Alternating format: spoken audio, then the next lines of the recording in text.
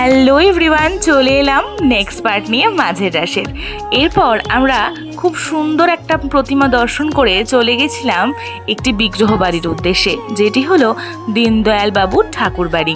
এবং এটা আমার একটা বান্ধবীর মামার বাড়িও বটে, তাই ওখানে গিয়ে ওর সাথেও একটা সেলফি তুলে নিয়েছিলাম।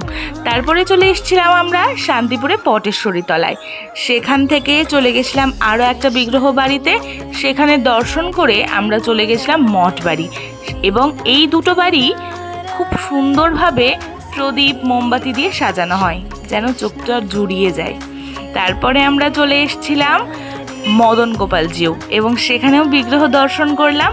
আর তারপরে আমাদের শান্তিপুরে অ্যামেচার ক্লাব, প্যারাডাইস ক্লাব এবং রথতলা, এই তিনটে দেখে আমাদের এবারের মতো মাঝের রাস পরিক্রমা আমরা সমাপ্ত করলাম। তো আমাদের তো রাস এভাবেই কেটে গেল। টাটা।